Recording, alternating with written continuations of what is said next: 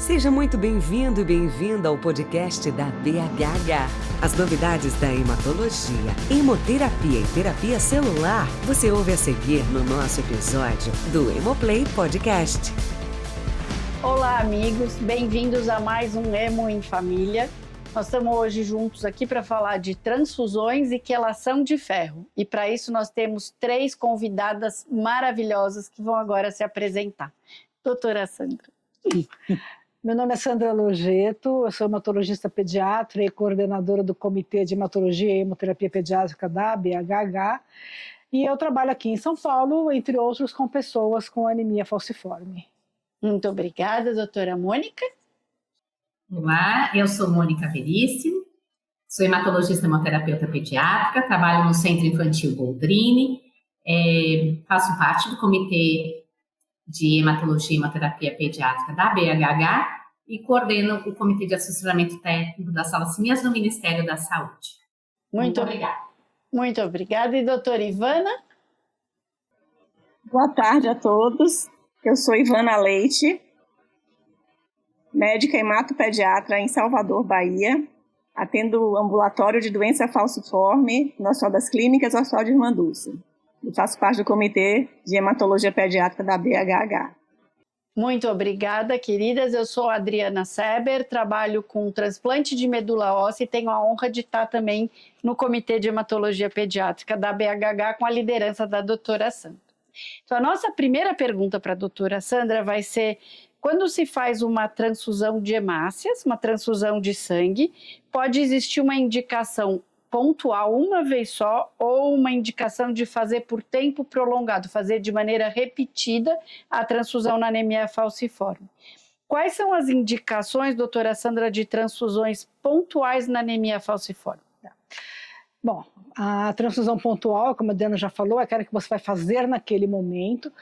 Então, existem algumas indicações precisas, porque nós temos que partir do princípio que não é para transfundir a pessoa com anemia falciforme. Então, por exemplo, tem uma complicação que se chama anemia plástica, que é pós-infecção, que a hemoglobina geralmente cai muito baixa, em torno de 5. Então, esse paciente, nessa situação específica, necessita de uma transfusão pontual. Às vezes, situações onde o paciente tem uma hemólise importante, ou secundária a uma crise hemolítica, ou alguma situação que ele está vivenciando naquele momento, com queda de hemoglobina baixa mesmo, geralmente abaixo de 5. E o que é mais importante é quando não transfundir nessa situação. Por exemplo, a transfusão de sangue, ela não trata uma crise dolorosa. Então, é muito importante nós observarmos se o paciente interna, por exemplo, uma crise dolorosa, ele está anêmico, mas aquele nível de hemoglobina é o basal dele, ou se houve uma queda, mas uma queda até 2 gramas por decilitro, ou seja, ele tinha, digamos que o basal dele seja 8, caiu para 6, mas ele está clinicamente bem, respirando direitinho, o coração batendo direitinho, a gente pode aguardar para transfundir. Entendi. Então tem que ser muito bem avaliado. Na síndrome torácica aguda e sequestro esplênico, em geral, precisa transfundir? Sim, no sequestro esplênico, para você tirar daquela crise aguda, você precisa, mas aí depois ele vai entrar para a crônica, como a gente vai conversar. E na síndrome torácica aguda, eu gosto muito de fazer sangria quando o paciente interna com a síndrome torácica aguda. O que é? Você retira um volume de sangue, como se fosse uma doação de sangue, mas esse volume é proporcional ao peso da criança, tá? E aí você transfunde um volume também proporcional ao peso da criança. É meio mágica, né? Você faz isso na síndrome torácica aguda, a criança melhora rapidamente, mas também pontual, melhorou, parou. Muito obrigada. E a doutora Mônica vai nos ajudar com as indicações de transfusões crônicas. Doutora Mônica, por favor. Então, em relação à necessidade de transfusão crônica, o mais conhecido é quando a criança acaba tendo um acidente vascular cerebral, o que a gente conhece como derrame. Então, de forma aguda, ela faz uma transfusão, mas obrigatoriamente ela tem que se manter em regime de transfusão, porque a chance de recorrência, ou seja, ela ter um segundo AVC é muito alta, ao redor de 80%. Então, esse é o mais conhecido, estudado em estudos prospectivos e tudo mais, que fazem com que a gente tenha certeza que deve se manter essa criança em transfusão. Mesmo a introdução da hidroxiureia nessas crianças não elimina a necessidade de continuar em transfusão, uma vez que elas têm uma lesão aguda cerebral e que isso vai se perpetuar porque a lesão vascular continua. Ela pode continuar e a transfusão vai proteger de ter uma piora dessa lesão. Então, esse é o primeiro momento. A segunda indicação é quando a criança ela faz um exame chamado Doppler transcraniano, que é justamente avalia a velocidade do fluxo sanguíneo, quer dizer, o quanto esse sangue corre no cérebro das crianças, nos vasos dentro da cabecinha delas. E aí esse Doppler transcraniano, ele tem uma necessidade, ele prevê a maior chance de ter um AVC, um acidente vascular cerebral.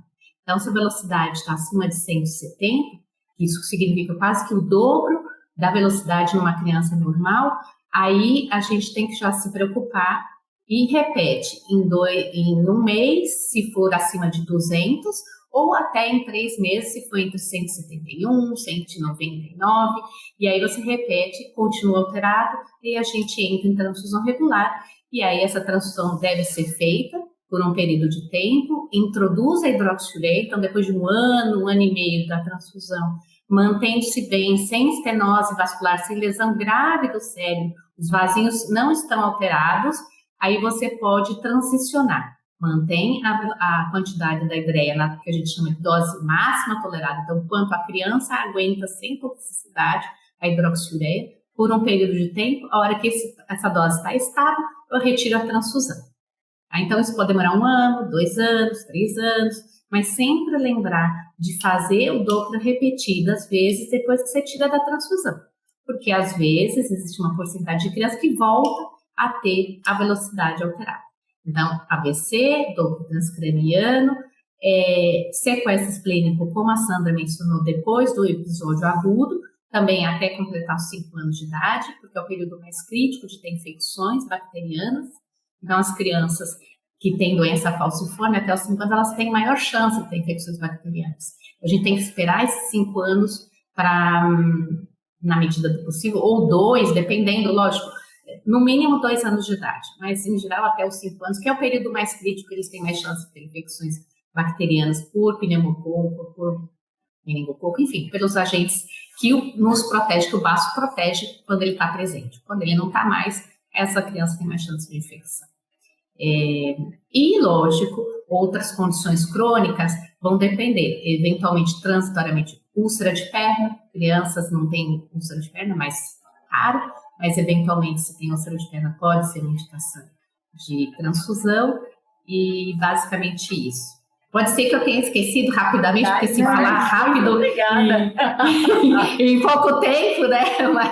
Mas depois se a gente esqueceu aí... Muito obrigada, Mônica, muito obrigada. E a doutora Ivana vai explicar para a gente agora os 3 tipos de transfusão. A transfusão simples, a transfusão de troca, que faz a sangria e depois põe, e uma tal de eritracitaférese. Doutora Ivana, socorro.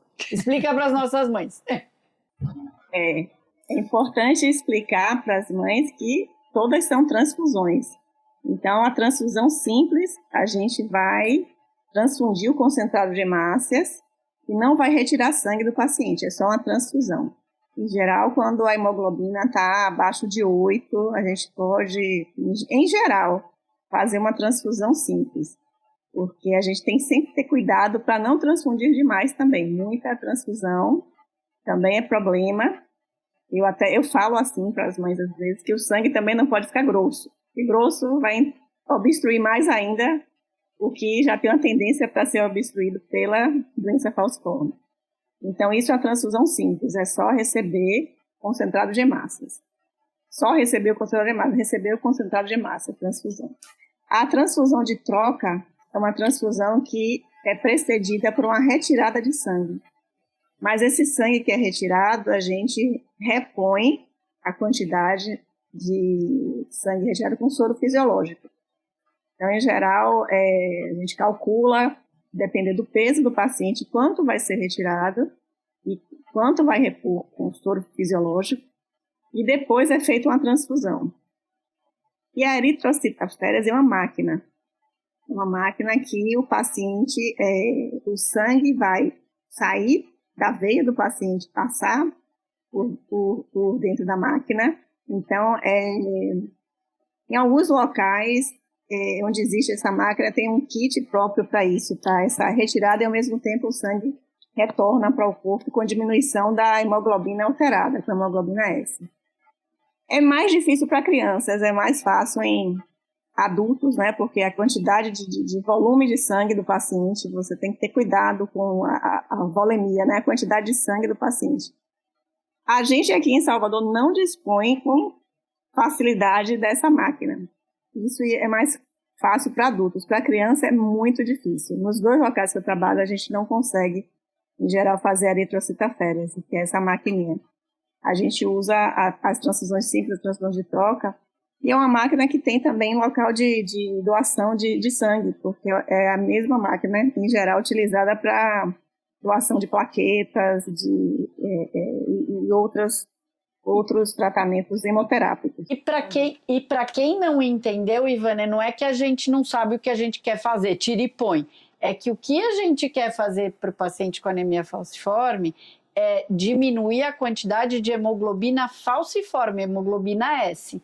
Então, a gente tira da hemoglobina, o sangue com hemoglobina S e aí põe o sangue normal de banco de sangue para conseguir fazer com que a hemoglobina fique boa, não fique grosso demais e consiga ser mais efetivo, né, em fazer o sangue fluir pelas veias e artérias. Posso fazer um comentário? Claro, e depois eu tenho uma pergunta. Só complementando, acho que quando a gente fala da máquina, na verdade, assim, essa máquina, você consegue regular para saber o que você quer tirar. Isso se é mesmo. hemoglobina, se é plaqueta, se é leucócitos. Então é por isso que você programa a máquina para tirar o glóbulo vermelho, onde está a hemoglobina S dentro, aí ele tira e devolve o sangue normal. Seria o ideal, mas como a Ivana falou, não são todos os lugares. E quando ela comentou da transfusão simples abaixo de 8, é para aqueles pacientes com indicação de transfusão crônica. Isso mesmo. Tá? Não é todo paciente com a doença falciforme que tem hemoglobina 8 que vai receber essa transfusão simples.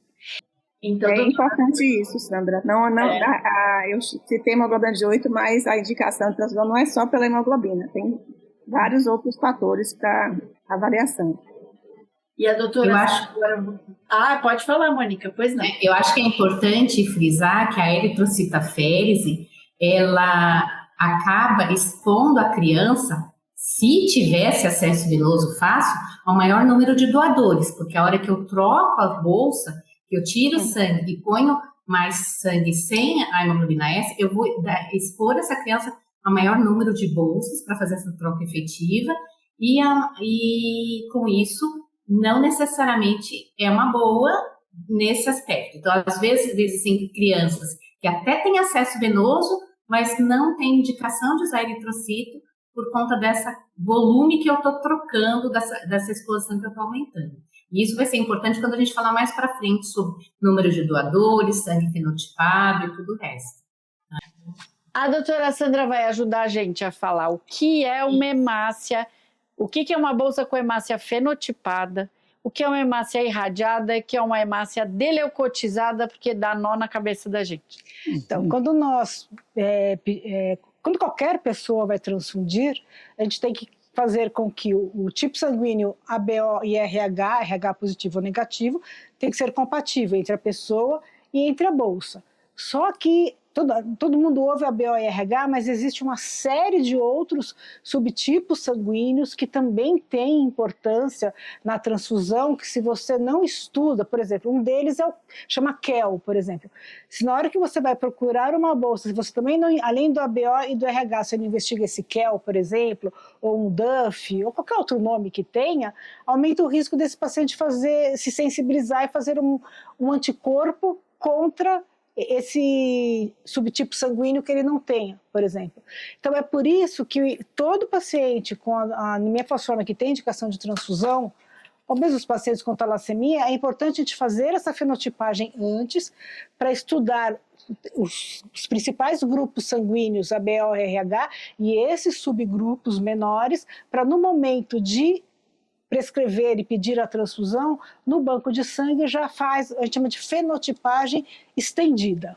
Tá? Que é para dar segurança, até porque é um paciente que provavelmente vai receber várias transfusões, para minimizar essa reação de imunidade que ele pode fazer. Então, todo paciente tem que receber fenotipada. Irradiada e deleucotizada. Irradiada, o que é?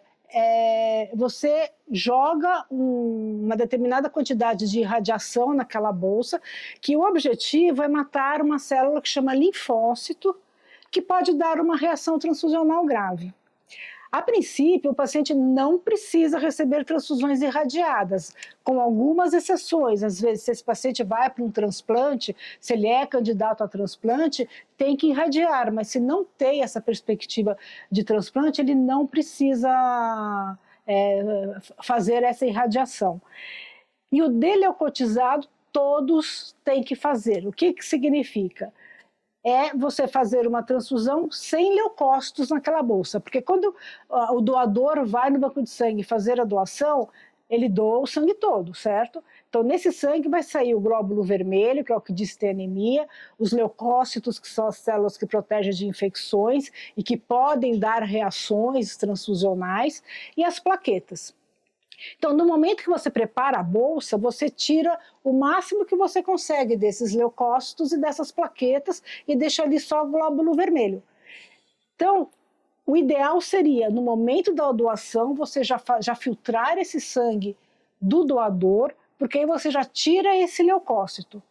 Porque se ele fica lá esperando um dia ele ser usado no paciente, aquele leucócito que está lá dentro, ele começa a se degradar, ele libera umas substâncias que vão dar reação transfusional também. Então, o ideal seria fazer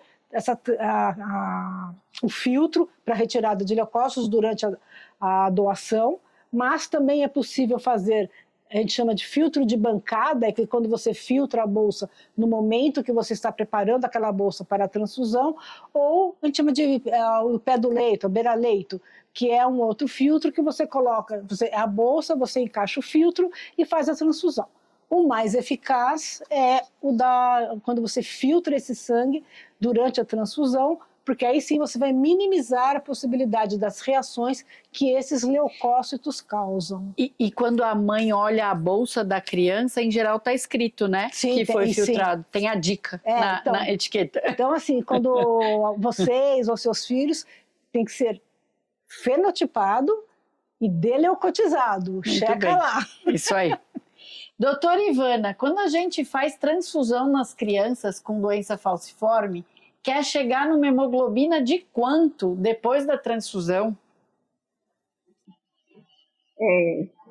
A gente tem que ter cuidado para não super transfundir também, né? Tem que ter muito cuidado em alguns casos de necessidade de transfusão, porque o hematócrito muito alto, não falei na questão do sangue grosso, isso também é prejudicial.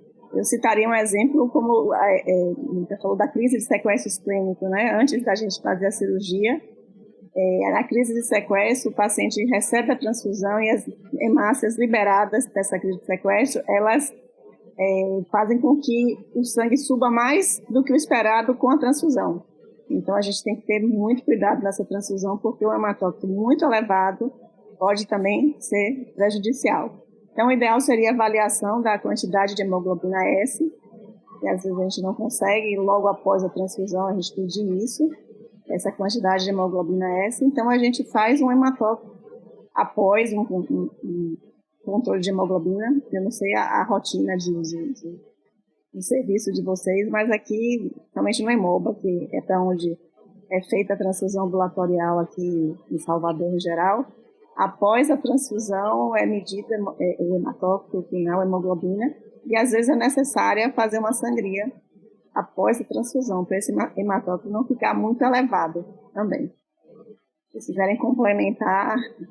Não, e eu ainda vou pedir a ajuda da doutora Mônica para falar para a gente quanto que ela acha que tem que ter de hemoglobina S antes da próxima transfusão, doutora Mônica. O que as mães têm que prestar atenção?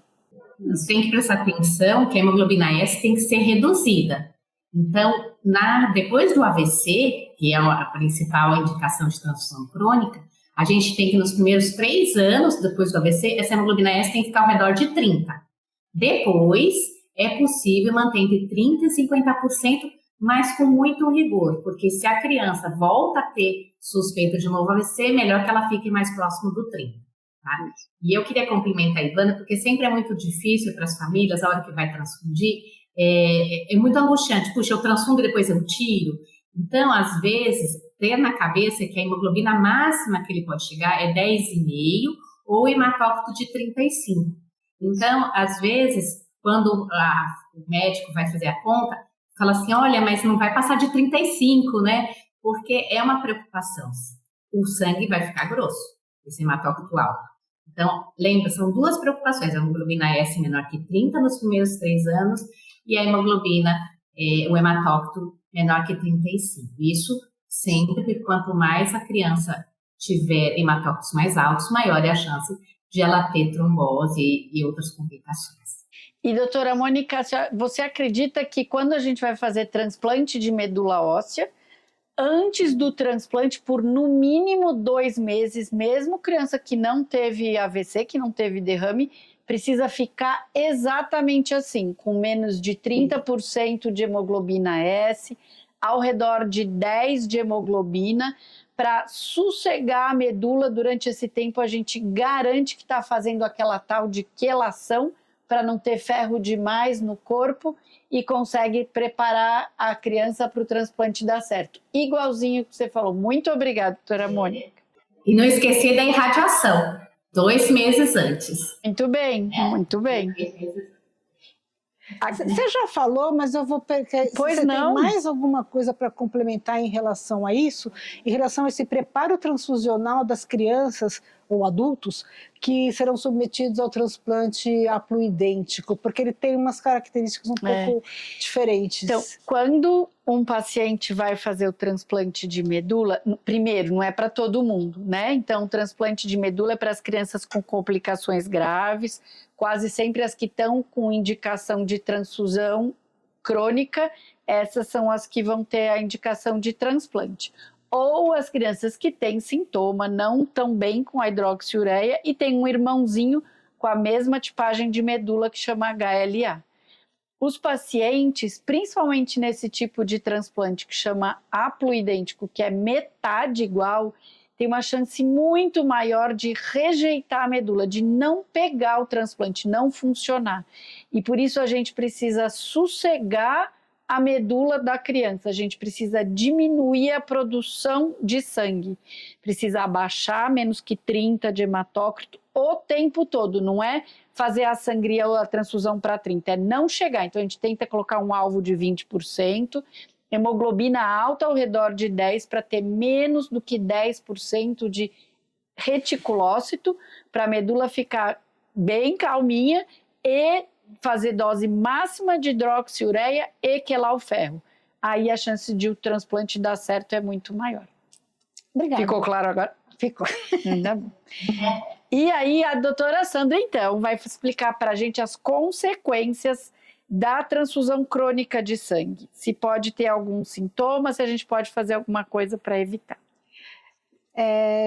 Qualquer transfusão, ela tem reações transfusionais das mais variadas, mas eu acho que isso seria um tema de um podcast inteiro, porque eu acho que o que vale mais aqui na nossa preocupação é a criação de que a gente chama de autoanticorpos, né? Aquilo que eu comentei, se você não toma uma transfusão fenotipada, você pode criar anticorpo contra você mesmo ou contra o sangue, e isso vai dificultar você encontrar novos doadores. Então, por isso que a fenotipagem é importante. Mas eu acho que o que a gente tem que abordar mais detalhado aqui é a sobrecarga de ferro que acontece nessas transfusões. Por quê? Dentro da bolsa de sangue, aquele vermelhinho lá tudo bonitinho, que está salvando a vida das nossas crianças e adultos, está cheio de ferro. E o nosso corpo, ele recebe esse ferro da bolsa, mas ele não sabe pôr esse ferro para fora. Então, ele começa a acumular o ferro. E o acúmulo principal nas pessoas com anemia falciforme é no fígado, tá? Mas se a pessoa com anemia falciforme não trata direito, ela pode, tomando muitas transfusões, possivelmente também sobrecarregar o coração, pâncreas, outros locais, mas basicamente o principal é fígado na anemia falciforme. Então a gente tem que ter mecanismos e criar estratégias para que não haja esse acúmulo de ferro no corpo, porque uma vez acumulado, ele destrói a célula, digamos, está lá destruindo a célula do fígado, e mesmo que eu trate depois, eu posso tirar esse excesso de ferro, mas a célula que já foi machucada, ela vai continuar machucada. Doutora Sandra, como que chamam os exames de sangue que os pacientes podem prestar atenção para ver se tem ferro demais no corpo? Ferritina? Então, a gente tem a ferritina, que a ferritina ela é uma medida indireta do depósito de ferro na pessoa. Ela aumenta e a gente tem que ter um cuidado na pessoa com anemia falciforme, porque a ferritina ela aumenta em qualquer processo inflamatório, né? E a doença anemia falciforme já é um processo inflamatório. Então a gente usa muito para tendência de tratamento. Tem outro exame que se chama saturação da transferrina. A transferrina é uma proteína que fica no nosso corpo e quem carrega o ferro para onde precisa ir dentro do corpo é essa proteína. Então, quando essa saturação está muito alta, significa que, essa proteína não está mais conseguindo carregar o que tem de ferro e está sobrando ferro no sangue. Entendi. E é esse ferro que está sobrando no sangue que vai se depositar nos órgãos. Mas tem um exame maravilhoso, que você quer que eu fale? Pode falar. Que é a ressonância magnética, que é aquele exame de ressonância que a gente entra naquele tubo lá, fica ligadinho, faz barulho, tudo aquilo. E ele consegue me dizer exatamente quanto eu tenho de ferro no fígado, ou no coração, ou no pâncreas. Então, o ideal no momento de avaliar, principalmente porque a pessoa com a anemia falciforme já tem uma ferritina alta, a gente tem que trabalhar para ter no Brasil, em todos os serviços, essa ressonância magnética para avaliar o excesso de ferro. Muito obrigada. E a doutora Mônica, especialista em tirar ferro do corpo, porque ela trabalha também com aquela outra doença, a talassemia. Doutora Mônica, fala pra gente como que tira o ferro demais do corpo. Então, a gente usa, hoje a gente tem no país disponível 3 medicamentos que retiram esse excesso de ferro do corpo, porque como a Sandra mencionou, o nosso organismo não consegue tirar o ferro sozinho. Então, a gente tem que tomar remédio para tirar esse excesso de ferro. Então, cada um dos 3 remédios são disponíveis no Sistema Único de Saúde. Isso eu acho que é muito bacana mencionar, porque não é todo o país que tem acesso aos 3 quelantes disponíveis, e a gente tem isso há muito tempo. Então, a gente tem um remédio que chama desferoxamina, que é subcutâneo, que é o uso da bombinha, é o mais antigo deles, que muitas vezes é muito difícil usar, né? Porque imagina ficar picando todo dia, toda semana. Então, esse remédio acaba sendo usado em determinadas condições. Um outro remédio é a deferasirox, que é o quelante de ferro via oral, que dilui na água. Então, você coloca na água os comprimidos necessários, todos eles têm dose específica baseada em peso e baseada em indicação. E o deferiprona, que é outro quelante de ferro, que também via oral. Então, a gente tem hoje a possibilidade de tratar adequadamente os nossos pacientes portadores de doença falciforme com 2 quelantes orais. Então, isso é muito interessante, porque apesar de ser difícil, você falou de ser de especialista de retirar ferro, não é fácil retirar ferro dos pacientes, sabe? Então, a gente tem uma complicação imensa chamada adesão, que é fazer com que as crianças, as famílias, usem a medicação de forma adequada. Porque mesmo sendo por via oral, é usar todo dia, o tempo todo, por 1, 2 anos, 3 anos, e é uma doença silenciosa o excesso de ferro. A doença falciforme, a gente sabe, tem crise de dor, tem síndrome torácica, tem sequência esplênica, então a gente vê o que está acontecendo, né? O excesso de ferro, quando a gente vê, quando a gente tiver sintomas, já é tarde, né? Então é uma doença, eu sempre falo para os meus pacientes que é uma doença muito silenciosa, uma complicação que quem toma transfusão tem que se preocupar com isso. Então, tem que usar adequadamente o quelante de ferro. Eu vou pedir para a doutora Ivana ainda completar para a gente se tem certeza, se mesmo o paciente que não sente nada precisa quelar o ferro. Precisa sim, como a Mônica falou, é uma sobrecarga de ferro, uma doença silenciosa. O ferro vai se depositando principalmente no fígado, no coração, pulmão, rim. Também a gente dá casos de insuficiência renal por sobrecarga de ferro. Então, isso pode ser atrasar um pouco o diagnóstico se for esperar por sintomas. Não tem sintomas, é o controle, é o acompanhamento do paciente ambulatorial. A gente pede, é a rotina de vocês, mas nos pacientes que recebem transfusão, a gente pede a ferritina, pelo menos, que é uma medida indireta, mas é o que é mais disponível, pelo menos a cada 6 meses. E mesmo nos pacientes que não tomam transfusão, a gente faz também uma avaliação dessa sobrecarga de ferro, porque pode não sentir nada. Entendi. Posso falar? Deve. E aí eu vou pedir para você falar de efeito colateral, mas pode falar antes. Eu acho que é uma coisa importante, assim, é que os 3 quelates de ferro que temos no Brasil estão aprovados para anemia falciforme, tá? Então, isso é bom. E outra coisa, por isso que a gente, assim, o ideal seria fazer sangria e transfusão, se possível a eritrocitoférese nos pacientes, porque essa sangria, quando você retira aquele volume de sangue, ele está funcionando. Tira o ferro. Ele tira o ferro também. Então, por exemplo, eu tenho pacientes que não fazem quelação de ferro porque eles fazem a sangria e a transfusão. Então, isso é importante também a gente lembrar que não é um remédio, mas é uma possibilidade de ajudar ou a não ter ferro ou a não ter o ferro tão alto. Muito obrigada. Hoje foi um dia muito, muito importante. Eu acho que a gente vai ter que retomar a transfusão. Se vocês têm dúvida aí em casa, mandem pra gente.